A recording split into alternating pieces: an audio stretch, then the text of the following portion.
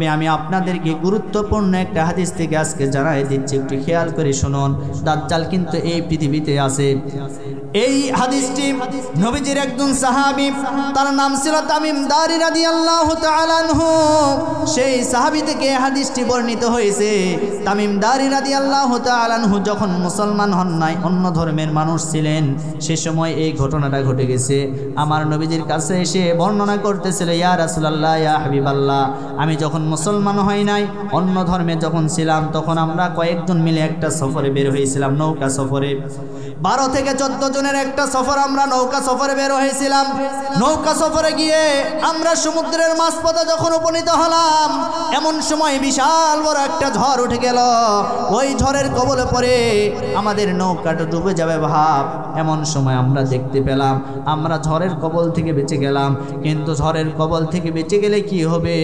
এই নৌকাটা চলতে চলতে আমাদের বাড়ির দিকে না গিয়ে উল্টা দিকে একটা অচেনা দ্বীপে চলে গেল। অচেনা দ্বীপে যখন নৌকাটা চলে গেল, নৌকাটা যাওয়ার পরে ওই অচেনা দ্বীপের ভিতরে দেখলাম কোনো ঘর নাই, বাড়ি নাই, কোনো মানুষ নাই, কোনো বসতি নাই, কিচ্ছু নাই, কিছু দেখা যায় না। কিন্তু আমরা আমাদের জীবনকে বাঁচানোর জন্য ওই দ্বীপের ভিতরে আরোহণ করলাম, নেমে পড়লাম। নামার পরে আমরা দেখতে পেলাম সামনে একটা মানুষ, দত্তকার একটা মানুষ, বিশাল বড় হাতুড়ি নিয়ে দাঁড়িয়ে আছে। ওই মানুষটাকে আমরা জিজ্ঞাসা করলাম, ভাই তোমার পরিচয় কি? তুমি এই জায়গায় কেন দাঁড়িয়ে আছো? তোমার উদ্দেশ্য কি?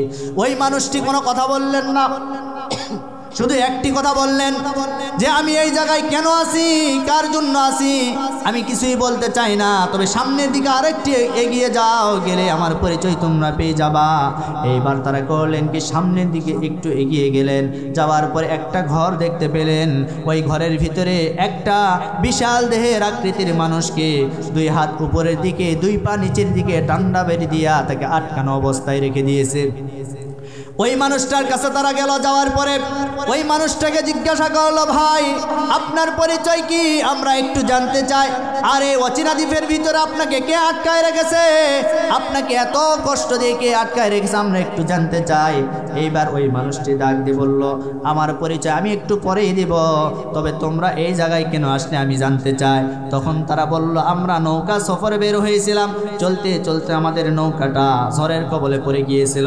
হঠাৎ করে আমরা পথ হারিয়ে অচেনা দ্বীপের ভিতরে চলে আসলাম। এইবার তাদেরকে জিজ্ঞাসা করলো, তোমরা কোথা থেকে এসেছো? তারা বলল, আমরা আরব দেশ থেকে এসেছি। তখন এইবার বলল, ঠিক আছে, আমি তোমাদের কাছে 4টা প্রশ্ন করতে চাই। আওয়াজ দিয়ে বলেন, কয়টা? 4টা প্রশ্ন করতে চাই।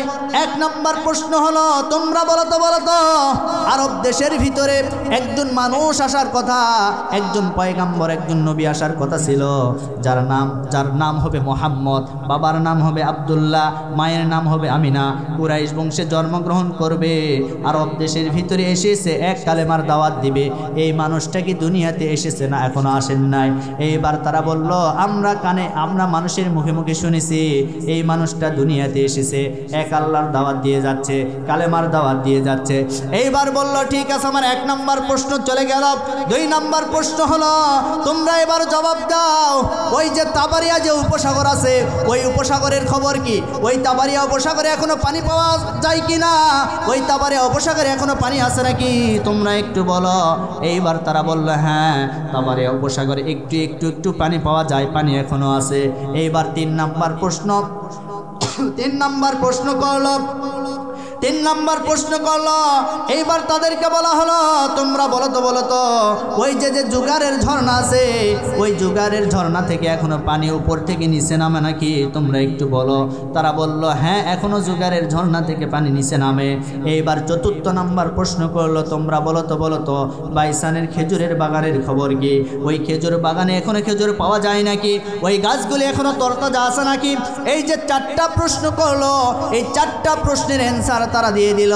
দেওয়ার পরে এইবার এই মানুষগুলি ওই ব্যক্তিকে জিজ্ঞাসা করলো, ভাই এখন আপনি যে এতগুলো প্রশ্ন করলেন, আমরা অ্যান্সার দিয়ে দিলাম, এখন আপনার পরিচয়টা আমরা একটু জানতে চাই। তখন ওই ব্যক্তিটা ডাক দিয়ে বলল, আমি তেমন কোনো সাধারণ মানুষ নয়, আমি হলাম দাজ্জাল। আমি হলাম দাজ্জাল। বলে আপনি যে দাজ্জাল, তাহলে আপনি এই জায়গায় কেন আছেন? বলে আমি এই জায়গায় আছি, আমাকে বেঁধে রাখা হয়েছে, তবে আমার আত্মপ্রকাশ ঘটবে, আমি দুনিয়াতে যাব, যাওয়ার পরে দুনিয়া রাজত্ব করব, দুনিয়া শাসন করব আমি। তখন তারা বলল আপনি দুনিয়াতে কোন সময় আসবেন? এইবার ওই ব্যক্তি অর্থাৎ দাজ্জাল ডাক দিয়ে বলল আমি দুনিয়াতে ওই সময় আসব যেই সময় আরব দেশের ভিতরে একজন নবী আসবে, একজন পয়গাম্বর আসবে। আমি ওই সময় আগমন ঘটব, আমার আগমন ঘটবে ওই সময়ে যেই সময়ে তাবারিয়া উপসাগরের পানি শুকায় যাবে, পানি আর পাওয়া যাবে না। আমার আগমন ওই সময় হবে যেই সময় জুগারের ঝর্ণাতে আর পানি পাওয়া যাবে না। আমার আগমন ওই সময় ঘটবে যে সময় বাইসানের খেজুর বাগানে আর খেজুর পাওয়া যাবে না, গাছগুলি মারা যাবে। আমার ভাইরা, এই চারটার ভিতরে একটা আমার নবীজি সম্পর্কে বলা হয়েছে, আর বাকি তিনটা যে আলামতের কথা বলা হয়েছে, এই তিনটা আলামত কিন্তু অলরেডি প্রকাশ হয়ে গেছে। আজকে যে এই যে তাবারিয়া উপসাগরের কথা বললাম, এই উপসাগরে আর পানি পাওয়া যায় না। এইটা বর্তমান ইহুদিদের রাষ্ট্রের ভিতরে অবস্থিত, অর্থাৎ তারা জোর করে এই জায়গাটা দখল করে নিয়েছে। এরপরে জুগারের যে ঝর্ণা, এই জুগার হলো হযরত লূত আলাইহিস সালাতু ওয়াস সালামের একটা কন্যার নাম। এই কন্যা যেই দিন মারা গিয়েছিল, ওই ঝর্ণার পাশে মারা গিয়েছিল, তাকে ওই জায়গায় দাফন করা হয়েছে, কবরস্থ করা হয়েছে। সেদিন থেকে ওই ঝর্ণার নাম হয়ে গেছে জুগারের ঝর্ণা। এরপরে বাইসানের যে খেজুর বাগান আছে, এই খেজুর বাগানে আমার ভাইরা খেজুরগুলি পাওয়া যাবে না, গাছগুলি মারা যাবে। ওই সময় মারা যাবে কোন সময়? যখন দাজ্জাল আসার আগমন ঘটবে, দাজ্জাল আসার সময় হয়ে যাবে। আমার ভাইরা, আজকে যারা যুবক ভাই আছেন গুগলে সার্চ দিয়ে দেখবেন দাজ্জাল আসার যে আলামতগুলি রয়েছে, এই আলামতগুলি অলরেডি প্রকাশ হয়ে গেছে। তার মানে আমাদের বুঝতে আর বাকি নাই, দাজ্জাল কিন্তু আর বেশি দিন নয়, অল্প দিনের ভিতরে দুনিয়াতে আসবে। কথা বলেন না কেন? দাজ্জাল দুনিয়াতে আসবে। এখন দাজ্জাল যখন দুনিয়াতে আসবে, দাজ্জাল দুনিয়াতে আসার পরে 40 দিন অবস্থান করবে। আওয়াজ দিয়ে বলেন কতদিন অবস্থান করবে? দাজ্জাল 40 দিন অবস্থান করবে। এর প্রথম দিন হবে 1 বৎসরের সমান, দ্বিতীয় দিন হবে 1 মাসের সমান, তৃতীয় দিন হবে 1 সপ্তাহের সমান, বাকি 37 দিনগুলি স্বাভাবিক দিনের মতো চলাফেরা করবে। দাজ্জাল পুরো পৃথিবীতে পরিভ্রমণ করবে। দাজ্জালের একটা চোখ থাকবে, দাজ্জালের কপালের উপরে কাফার 3টা হরফ দ্বারা লেখা থাকবে। দাজ্জাল হলো কাফের। দাজ্জাল কি? দাজ্জাল হলো কাফের, এইটা তার কপালের উপরে লেখা থাকবে। এমনকি দাজ্জাল পুরো পৃথিবী পরিভ্রমণ করবে, শুধুমাত্র 2টি জায়গায় যেতে পারবে না। 1 নম্বরে মক্কা, 2 নম্বরে মদিনা। এই 2টি জায়গায় দাজ্জাল যেতে পারবে না, পুরো পৃথিবীতে পরিভ্রমণ করবে। দাজ্জাল মানুষদেরকে বলবে তোমরা আমাকে রব বলে মেনে নাও, আমার প্রতি ঈমান গ্রহণ করো। দাজ্জাল হবে ইহুদিদের নেতা। দাজ্জাল কাদের নেতা হবে? জোরে বলেন। দাজ্জাল ইহুদিদের নেতা হবে। দাজ্জালের এক হাতে থাকবে জান্নাত, দাজ্জালের আরেক হাতে থাকবে জাহান্নাম।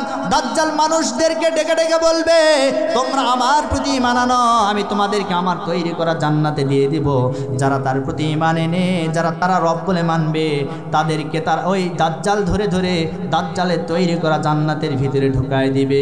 কিন্তু আসলে দাজ্জালের তৈরি করা জান্নাত তাদের জন্যই জাহান্নাম হয়ে যাবে। কথা বলেন, কথা বলেন। আমার ভাইরা, এই যে দাজ্জালের কথা বললাম, এই দাজ্জালকে রিসিপশন করার জন্য, গ্রহণ করার জন্য ওই ইহুদির বাচ্চারা এখন কিন্তু সব প্রস্তুতি সম্পন্ন করে নিয়েছে। আজকে যে ইহুদির বাচ্চারা আমার মুসলমান ভাই বোনদের উপরে জুলুম নির্যাতন করছে, কিন্তু মুসলমানদের নেতৃত্ব দিবে হযরতে ঈসা আলাইহিস সালাতু ওয়াস সালাম আর ইমাম মাহদি আলাইহিস সালাতু ওয়াস সালাম, দুইজনে মুসলমানদের নেতৃত্ব দিবে। কোন সময় দিবে? দাজ্জালের সর্বশেষ যেদিন হয়ে যাবে, ওই দিন দাজ্জাল ইহুদি বাহিনীদেরকে নিয়ে মুসলমানদের বিরুদ্ধে যুদ্ধ করার জন্য প্রস্তুতি গ্রহণ করবে। যুদ্ধ করার জন্য ইমাম মাহদি হযরত ঈসা আলাইহিস সালাতু ওয়াস সালামের দিকে তারা যখন চলে যাবে, এমন সময় ফজরের নামাজের ওয়াক্ত হবে, ফজরের আজান হয়ে যাবে। ফজরের আজান হয়ে যাওয়ার পরে ইমাম মাহদি ইমামতি করার জন্য সামনে চলে যাবে। এমন সময় 2 জন ফেরেশতার ডানার উপরে ভর করে হযরতে ঈসা আলাইহিস সালাতু ওয়াস সালাম ওই সিরিয়ার যে দামেস্ক যে শহর রয়েছে, সাদা গম্বুজওয়ালা মসজিদ, ওই মসজিদের মিনার থেকে মসজিদে নেমে পড়বে। নামার পরে ইমাম মাহাদি হযরতে ঈসা নবীকে দেখার পরে বলবে আহালান সাহালান মারহাবান, আসুন আসুন সুস্বাগতম আপনার জন্য, আজকে আপনি ইমামতি করুন, আপনার পিছনে আমি মুসল্লি হয়ে নামাজটুকু আদায় করতে চাই। ওই মুহূর্তে ঈসা আলাইহিস সালাতু ওয়াস সালাম বলবে না না না, আপনি হবেন ইমাম, আপনার পিছনে আমি মুসল্লি হয়ে নামাজটা আদায় করতে চাই। আল্লাহু আকবার। ভাই একটু গরম পানি দেন তো। কষ্ট হয় আপনাদের? কষ্ট হয়? চলবে তো আর আধা ঘন্টা, নাকি বলেন? সম্মানিত ভাইরা আমার, খুব গুরুত্বপূর্ণ তথ্য একটু খেয়াল করে শুনুন। এইবার নামাজটা সম্পন্ন হয়ে যাবে, এইদিকে দাজ্জাল 60,000 ইহুদিদেরকে নিয়ে মুসলমানদের বিরুদ্ধে যুদ্ধ ঘোষণা করবে, এইদিকে মুসলমানরাও যুদ্ধের জন্য প্রস্তুতি গ্রহণ করবে। মুসলমানদের নেতা হবে ইমাম মাহাদি এবং হযরতে ঈসা আলাইহিস সালাতু ওয়াস সালাম। তাদের নেতৃত্বে মুসলমানরা ওই ইহুদি বাহিনীদের বিরুদ্ধে যুদ্ধ করবে। যুদ্ধ করার পরে সারা পৃথিবীতে মুসলমানদের হাতে বিজয় চলে আসবে। আল্লাহু আকবার। সুতরাং সেই মুসলমানদের বিজয় অর্জন করার জন্য যদি ইমাম মাহাদির সৈনিক হতে হয়, আমরা কি রাজি আছি? আজকে ওই ইহুদি বাহিনীরা আজকে মুসলমানদের উপরে যে জুলুম নির্যাতন শুরু করে দিয়েছে, ওই ফিলিস্তিনকে বিজয় করার জন্য, ওই ইসরায়েলের বিরুদ্ধে যুদ্ধ করার জন্য যদি আমাদের যুদ্ধের ডাক আসে, আমরা কারা কারা রেজি দুহাত তুলে আল্লাহকে দেখাই। জিহাদের ওই ময়দানেতে যেতে তোমাকে হবে, প্রয়োজনে সব রক্তটুকুন জমিনে ঢেলে দিবে। আল্লাহু আকবার। জিহাদের ওই ময়দানেতে যেতে তোমাকে হবে, প্রয়োজনে সব রক্তটুকুন জমিনে ঢেলে দিবে, তবুও তোমায় লড়তে হবে, করবে না কোনো ভয়। বিপ্লব মানে জীবন দিয়া বসে থাকা নয়, সে কোনো দিন আসবে না রে করো যদি ভয়। বিপ্লব মানে জীবন দিয়া বসে থাকা নয়, সে কোনো দিন আসবে না রে করো যদি ভয়। আসবে বিজয় রক্ত আর জীবনের বিনিময়। কথা বলেন, কথা বলেন। আসবে বিজয় রক্ত আর জীবনের বিনিময়। বিপ্লব মানে জীবন দিয়া বসে থাকা নয়, সে কোনো দিন আসবে না রে করো যদি ভয়। বিপ্লব মানে জীবন দিয়া বসে থাকা নয়, সে কোনো দিন আসবে না রে করো যদি ভয়। কোথা থেকে কোন ভিন দেশে যখন আসলো আমার দেশে, সেবার নামে বসলো তারা মীর জাফরের বেশে। কোথা থেকে কোন ভিন দেশে যখন আসলো আমার দেশে, সেবার নামে বসলো তারা মীর জাফরের বেশে। ওদের করতে নাস্তানা বোধ হতে হবে নির্ভয়, ওদের করতে নাস্তানা বোধ হতে হবে নির্ভয়।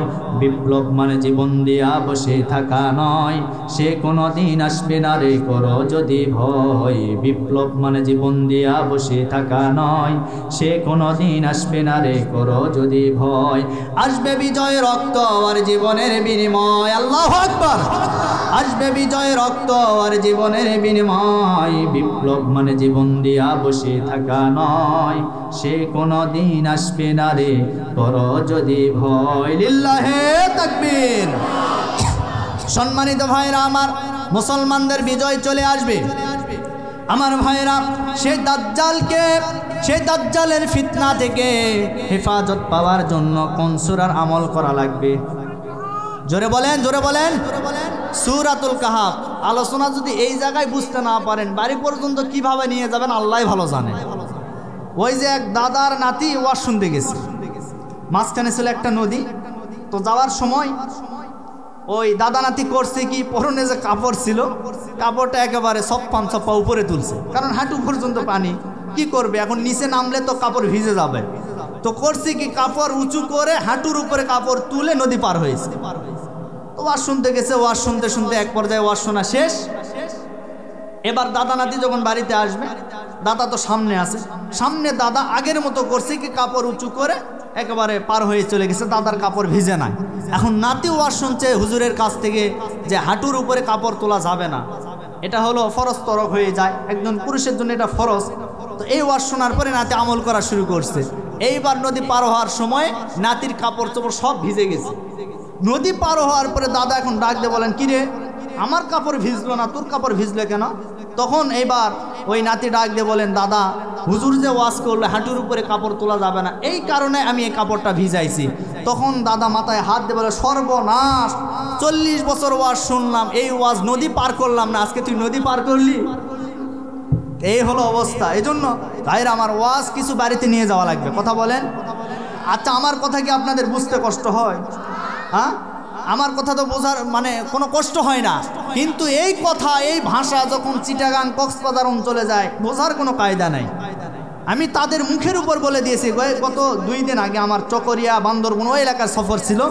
আমি তাদেরকে বলেছি, ভাই আপনারা কি বলেন, আপনাদের কথা আমি বুঝি না। আমি চিন্তা করি আপনাদের আমলনামা কিরামান কাতমিন লিখে কিভাবে, কারণ কিচ্ছু বোঝা যায় না। আমার ভাইরা, সিলেট মৌলভীবাজার ওয়াজ করতে গেলাম এবছরে, তো আমাকে খাবার খেতে দিয়েছে। এমন সময় সামনে খাবার ছিল, সব খাবার নিয়েছে, একটা খাবার নেই নাই। এমন সময় একটা হুজুর বলে যে, হুজুর ঠ্যাঙ্গা নেবেন না? ঠ্যাঙ্গা। আচ্ছা, আমি চিন্তা করলাম, আল্লাহ, ঠ্যাঙ্গা। ডাক দিয়ে বললাম যে, ভাই আমি তো বুড়া হয় নাই, বুড়া মানুষেরা ঠ্যাঙ্গা নেন, তা আমি বুড়া না হয় ঠ্যাঙ্গা কেন নেব? তখন বললো, হুজুর এই ঠ্যাঙ্গা সেই ঠ্যাঙ্গা নয়, ডাউল নেবেন না? ডাউল। তখন চিন্তা করলাম, ডাউলের না বারো ঠ্যাঙ্গা হয় কিভাবে? এই জন্য এক দেশের গালি আরেক দেশের, এক দেশের গালি আরেক দেশের। আমার কথা আপনাদের তো কষ্ট হচ্ছে না, সমস্যা হচ্ছে না? আরেকবার তাকবীর দেন, লিল্লাহে তাকবীর। আল্লাহ কবুল করুন, সকলে বলে আল্লাহুম্মা আমিন। সম্মানিত ভাইরা আমার, তাহলে আমি সূরা কাহাফ থেকে তেলাওয়াত করেছি। এই কাহাফটা কোন সময় নাজিল হয়েছে এটা আমাদের জানতে হবে। কথা বলেন ঠিক কিনা? আমার ভাইরা, বিশ্বনবী জনাবে মুহাম্মদুর রাসূলুল্লাহ সাল্লাল্লাহু আলাইহি ওয়াসাল্লাম যখন মক্কাতে দ্বীনের দাওয়াত দেওয়া শুরু করলেন, 3 বৎসর গোপনে গোপনে তিনি দ্বীনের দাওয়াত দিয়েছেন। এই 3 বৎসর পরে আল্লাহ আয়াত নাজিল করে জানাই দিলেন, হে নবী, গোপনে গোপনে অনেক দাওয়াত দিয়েছেন, আর গোপনে গোপনে না, এখন প্রকাশ্যে দ্বীনের দাওয়াত দেওয়া লাগবে। এইবার আমার নবীজি প্রকাশ্যে দ্বীনের দাওয়াত দেওয়ার জন্য সাফা পাহাড়ে আরোহণ করলেন। সাফা পাহাড়ে আরোহণ করার পরে মক্কাবাসীদেরকে ডাকলেন, ইয়া সাবাহা বলে সমস্ত মক্কাবাসীরা আমার নবীজির সামনে চলে আসলো। আসার কি আবু বকর ডাক দিয়ে বলেন, আল্লাহি বিল্লাহি তাল্লাহি, আমি আল্লাহর কসম করে বলি, আপনি আমাকে যে অবস্থায় দুধের পেয়ালা দিয়েছিলেন, ওই অবস্থায় আপনার হাতে ফেরত দিয়েছি, 1 ফোঁটা দুধ ওই পেয়ালা থেকে কমে যায় নাই। আমার নবীজি এইবার রাখালকে ডাক দিয়ে বলেন, ও রাখাল, এই মরুপ্রান্তরে তুমি অনেক কষ্ট করেছো, এই যে নাও, এই দুধটা খেয়ে তুমিও তোমার ক্ষুধাকে নিবারণ করে নাও। এইবার রাখালের হাতে যখন পেয়ালাটি দিবে, দেওয়ার পরে রাখাল দুধ পান করতে যাবে।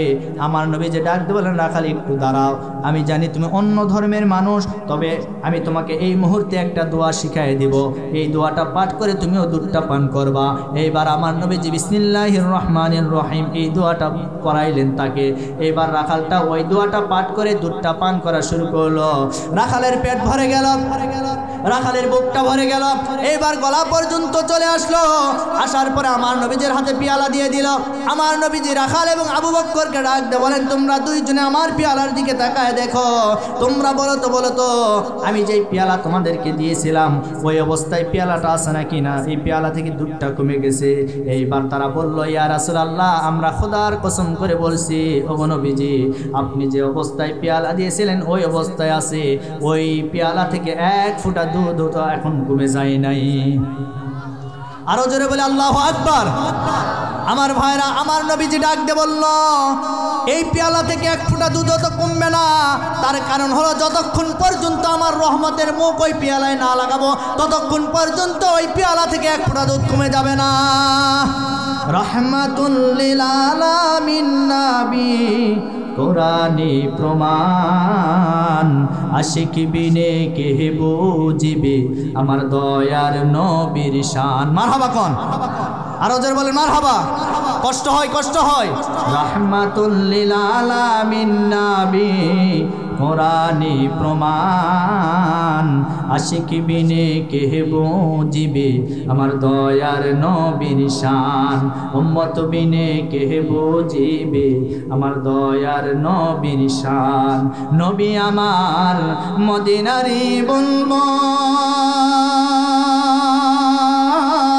আমার আল্লাহ আদর করে নামটি দিলেন মুহাম্মদ রাসূল। আল্লাহু আকবার। নবী আমার মদিনারি বুলবুল, আমার আল্লাহ ভালোবেসে নামটি দিলেন হাবিবে রাসূল। সেই নবীজির দরুদ না পড়লে, সেই নবীকে ভালো না বাসলে থাকবে না ঈমান। আশিক বিনে কে বুঝিবে আমার দয়ার নবীর শান, উম্মত বিনে কে বুঝিবে আমার দয়ার নবীর শান। কথা বলেন ঠিক কিনা? আমার ভাইরা, আমার নবীজি দুধ পান করলেন। পান করার পরে আমার প্রিয় বন্ধুগণ, আমি যে কথা বোঝাতে যাচ্ছি, আমার নবীজির উপরে জুলুম নির্যাতন হয়েছে। এরপরেও আমার নবীজিকে দ্বীনের দাওয়াত প্রচার করা বন্ধ করেছিলেন। আরো আওয়াজ দিয়ে বলেন, বন্ধ করেছিলেন? বন্ধ করেন নাই। আমার ভাইরা, ওই কাফের বেঈমানেরা আমার নবীজির দ্বীনের দাওয়াতকে বন্ধ করার জন্য হাজারো অপচেষ্টা করেছে, কিন্তু সবগুলো অপচেষ্টায় তারা ব্যর্থ হয়ে গেছে। এক পর্যায়ে ওই কাফের বেঈমানেরা ইহুদি পণ্ডিতদের কাছে তারা চলে গেল। যাওয়ার পরে বলল, মক্কার জমিনে আব্দুল্লাহর ছেলে মুহাম্মদ পড়েন সাল্লাল্লাহু আলাইহি ওয়াসাল্লাম, তার দাওয়াতকে আমরা বন্ধ করতে পারছি না, কি করা যায়, কি করা যায়? এইবার ওই ইহুদি পণ্ডিত ডাক দিয়ে বলল, তোমরা তো বন্ধ করতে পারবে না, তবে এই মুহূর্তে আমি তোমাদেরকে তিনটা কথা জানাই দেব। এই তিনটা প্রশ্ন তোমরা মুহাম্মদের কাছে গিয়ে করবা। মুহাম্মদ যদি জবাব দিতে পারে তাহলে তাকে তোমরা নবী হিসাবে মেনে নিবা, আর যদি জবাব দিতে না পারে তাহলে সে ভণ্ড নবী, সে কোনোদিন নবী হতে পারে না। কারণ এই তিনটা প্রশ্নের জবাব কোনো নবী, কোনো পয়গাম্বর ছাড়া কেউ জানতে পারবে না। প্রশ্ন কয়টা? জোরে বলেন। তারা বলল, এক নাম্বার প্রশ্ন হলো তার কাছে গিয়ে তোমরা করবা ওই যে আসহাবে কাহাফ, অর্থাৎ গুহাবাসী, গুহাতে যেই 7 জন যুবক অবস্থান করেছিল, ইমানদার যুবক, ওই যুবকের ঘটনা, কি কারণে গুহাতে অবস্থান করেছিল, কোন সময় করেছিল, এই জবাব তার কাছ থেকে তোমরা নিয়ে নেবা। যদি জবাব দিতে পারে তাহলে তাকে তোমরা নবী হিসাবে মেনে নেবা। 2 নাম্বার প্রশ্ন হলো জুলকারনাইন বাদশার কথা তোমরা তাকে প্রশ্ন করবা। সে যদি জুলকারনাইন বাদশার জবাব দিতে পারে তাহলে নবী হিসেবে তাকে তোমরা মেনে নেবা। 3 নম্বরে রূহ সম্পর্কে প্রশ্ন করবা। এই রূহ সম্পর্কে যদি মুহাম্মদ সাল্লাল্লাহু আলাইহি ওয়াসাল্লাম যদি জবাব দিতে পারে, এই 3টা প্রশ্ন করার পরে যদি সে জবাব দিতে পারে তাহলে তাকে নবী হিসেবে মেনে নেবা। আর যদি জবাব দিতে না পারে তাহলে সে কোনোদিন নবী হতে পারে না। আমার ভাইরা, আমার নবীজির কাছে 3টা প্রশ্ন কাফের বেঈমানেরা করেছিল। এখন আপনাদের কাছে আমার প্রশ্ন হলো, আপনারা আওয়াজ দিয়ে বলুন তো, আমার নবীজি 3টা প্রশ্নের জবাব দিতে পারবে কি পারবে না? জোরে বলতে হবে, পারবে কি পারবে না? এর ভিতরে একটা প্রশ্ন নিয়ে আজকে আমি কথা বলবো, সেটা হল আসহাবে কাহাফের যে ঘটনা। 7 জন যুবক, ইমানদার যুবক, ইমান আনার কারণে ওই গুহার ভিতরে 309 বৎসর ঘুমের ভিতরে ছিল। আল্লাহু আকবার। এই সেই ঘটনা সূরা কাহাফের ভিতরে আছে। সূরা কাহাফের 9-10 এই আয়াতগুলি থেকে এই কাহাফের বর্ণনাগুলি এসেছে। আমার ভাইরা, আপনারা এই আলোচনা শুনবেন না, বাড়িতে চলে যাবেন। আমার ভাইরা, আমার নবীজির কাছে ওই কাফির বেঈমানেরা এসে প্রশ্ন করেছিল, ওগো মুহাম্মদ পড়েন সাল্লাল্লাহু আলাইহি ওয়াসাল্লাম, সত্যি যদি আপনি নবী হয়ে থাকেন তাহলে আপনি আমাদেরকে বলেন আসহাবে কাহাফের ঘটনা। আসহাবে কাহাফের যে ঘটনা আছে ওই ঘটনাটা আমাদেরকে বলতে হবে। আমার নবীজি বললেন, ঠিক আছে আমি বলবো, তবে আগামীকাল তোমরা আমার কাছে এসে আমি সুন্দর করে তোমাদেরকে ঘটনা বলবো। আগামীকাল আবার কাফের বেঈমানেরা চলে আসলো, ঘটনা বলতে পারে না। আমার ভাইরা, ওহী নাজিল হয় না। এইরকম করে 1 নয় 2 নয় 15টা দিন পার হয়ে যখন চলে গেল, যাওয়ার পরে আমার নবীজি বলতে পারে না। 15 দিন পরে এসে জিবরিল আমিন ফেরেশতা এসে আমার নবীজির কানে কানে বললেন, ইয়া রাসূলুল্লাহ, আপনি তো বলতে পারবেন না, কারণ হলো আপনি তাদেরকে বলার সময় একটা শব্দ বাদ দিয়েছেন, সেইটা হলো আপনি বলার সময় বলেন না আগামীকাল বলবো ইনশাআল্লাহ। না বলার কারণে আল্লাহ আপনার প্রতি ওহী নাজিল করা বন্ধ করে দিয়েছে। আমার ভাইরা, এই জন্য এখান থেকে আমাদের শিক্ষা হলো, আগামীকাল আপনি কোনো কাজ করবেন, এই কাজের পূর্বে আপনাকে বলতে হবে আগামীকাল দিনাজপুরে যাব এরপরে কাজটা যখন সম্পূর্ণ হয়ে যাবে তখন আপনাকে বলতে হবে আলহামদুলিল্লাহ। এরপরে কোনো আশ্চর্যজনক বিষয় যদি আপনি দেখেন আপনাকে বলতে হবে না আল্লাহ এই শব্দগুলো আমরা আমল করতে পারবো তো ইনশাআল্লাহ? আল্লাহ কবুল করুন, সকলে বলে আল্লাহুম্মা আমিন। আমার ভাইরা, এইবার 15তম দিনে গিয়ে আল্লাহ রাব্বুল আলামিন আমার নবীজির প্রতি ওহী নাজিল করলো। এই সূরা কাহাফের 13 নম্বর আয়াত থেকে সুন্দর করে বর্ণনা করে দিয়েছেন আসহাবে কাহাফের যে ঘটনা। আমার নবীজির জন্মের প্রায় 500 বছর আগে রোম পারস্যে জালিম বাদশাহ, একজন জালিম বাদশাহ ছিল, তার নাম ছিল তাকিয়ানুস। জোরে বলেন নাম কি? এই তাকিয়ানুস জালিম বাদশাহ মূর্তি পূজা করত, জনগণদেরকে মূর্তি পূজার দিকে আহ্বান করত। এমনকি ওই রাষ্ট্রের ভিতরে একদিন মেলা বসতো, ওই মেলাতে সবাই মিলে মূর্তির পূজা করত। এমন একটা দিন চলে আসছে, আসার পরে ওই এলাকার সবাই মেলাতে চলে গেছে, যাওয়ার পরে সবাই মূর্তি পূজা শুরু করে দিয়েছে। কিন্তু 7 জন যুবক, যে যুবকগুলি মেলার ভিতরে ছিল, এর ভিতরে প্রথম নাম্বার যুবক ওই মূর্তি পূজা দেখার পরে তার মাথার বেন বুদ্ধি খুলে গিয়েছে। সে এখন মনে মনে ভাবে, আহারে এই মূর্তি তো আমাদের কোনোদিন রব হতে পারে না, এই মূর্তি আমাদের কোনোদিন আল্লাহ হতে পারে না, সৃষ্টিকর্তা হতে পারে না, সুতরাং আমি এই মূর্তির পূজা করতে পারবো না। এই যুবকটা করলেন কি, ওই মেলা থেকে আস্তে করে উঠে একটা গাছের নিকট গিয়ে বসলো। বসার পরে ওই যুবকটাকে দেখার পরে আরো বাকি যে 6 জন যুবক ছিল তারাও এই নিয়ত করে ওই গাছের নিকট গিয়ে বসে পড়লো। এখন 7টা যুবক গাছের নিকট বসে আছে। ওই যুবকরা এখন কেউ কারো সঙ্গে কথা বলে না, কারণ কথা বললেই সমস্যা, এই জন্য সবাই চুপচাপ আছে। এখন প্রথম নাম্বার যুবক এই 6 জন যুবককে ডাক দিয়ে বলেন, কি ব্যাপার, আমি এই জায়গায় এসে বললাম, তোমরা কেন এই জায়গায় আসলে, কারণ কি জানতে চায়। এবার 6 জন মিলে ওই একজনকে প্রশ্ন করলো, আমরা না হয় এসে বসলাম, কিন্তু তুমি কেন এই জায়গায় আসলে, তোমার টাকা জানতে চাই। এইবার ওই প্রথম নাম্বার যুবক ডাক দিয়ে বলে, আমি এমনি এমনি আসি নাই, আমি এসেছি এই কারণে, আমি ওই মূর্তি পূজা করতে পারবো না, কারণ মূর্তি আমাদেরকে কিছু দিতেও পারবে না, সাহায্যও করতে পারবে না, ওই মূর্তি আমাদের কোনোদিন রব হতে পারে না, আমাদের রব হলো একজন আল্লাহ, ওই আল্লাহর প্রতি আমি ঈমান এনেছি, সুতরাং ওই মূর্তি পূজা না করার জন্য এই জায়গায় আমি বসে পড়েছি। বাকি 6 জন বলল, তোমার যে ধারণা, তোমার যে নিয়ত, ওই নিয়ত করে আমরা 6 জন এই জায়গায় বসে পড়েছি, বলি সুবহানাল্লাহ। তারা যখন পরামর্শ করলো, এক পর্যায়ে ওই রাষ্ট্রের ভিতরে গোয়েন্দা বাহিনী আছে না নাই, ওই গোয়েন্দা বাহিনীরা এই 7 জন যুবকের খবরটা তাদের কান পর্যন্ত চলে গেল। এখন এই গোয়েন্দা বাহিনী বাদশার কাছে চলে গেল, যাওয়ার পরে বলল, ও বাদশাহ মহোদয়, আপনার রাষ্ট্রের ভিতরে 7 জন যুবক বের হয়েছে, যারা মূর্তি পূজা করতে চায় না, যারা আপনাকে মানতে চায় না। এই কথাটা বাদশাহ শোনার পরে তার বাহিনীদেরকে বলল, 7 জনকে আমার কাছে নিয়ে আসো। এইবার 7 জনকে বাদশার কাছে নিয়ে যাওয়া হলো। বাদশার কাছে নিয়ে যাওয়ার পরে ওই যুবকদেরকে ডাক দিয়ে বলল, হে যুবকেরা, আমি শুনতে পেলাম তোমরা নাকি মূর্তি পূজা করবা না, তোমরা নাকি আমাকে মানবা না। আমি আজকে স্পষ্ট ভাষায় তোমাদেরকে বলে দিলাম, আমি স্পষ্ট ভাষায় বলে দিলাম, আর 3 দিন পর্যন্ত তোমাদেরকে সময় দিলাম। এই 3 দিনের ভিতরে তোমরা আমার প্রতি যদি আকৃষ্ট না হও, আমাদের এই দেবদেবীর মূর্তি পূজা যদি না করো, দুনিয়া থেকে তোদেরকে আমি বিদায় করে দিব। এই কথা যখন বলল, ওই যুবকরা ডাক দিয়ে বলল, হো বাদশাহ মহোদয়, আজকে আপনি স্পষ্ট ভাষায় শুনে নেন, 3 দিন কেন, 3 বছর সময় যদি আপনি আমাদেরকে দেন, এরপরেও আমরা স্পষ্ট ভাষায় বলে দিলাম, আমাদের জীবন চলে যাবে, তারপরেও আমরা মূর্তি পূজা কোনোদিন করতে পারবো না, আমাদের জীবন চলে যাবে, আমরা ঈমান ছাড়তে পারবো না। আল্লাহু আকবার। যা সে মোর সব নিয়ে যাও, ঈমান আমার নিও না, যা সে মোর সব নিয়ে যাও, ঈমান আমার নিও না। ঈমান সারা ও গো প্রভু মরণ আমায় দিও না,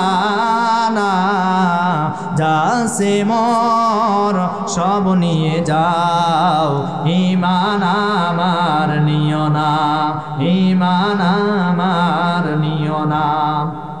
খাব্বাবেরি খাটি মান পুড়ে গেল দেহটা, সেই ইমানটা রক্ষা করতে নিঃস্ব হলো জীবনটা, সেই ইমান এত দামি জাহেলরা বোঝে না,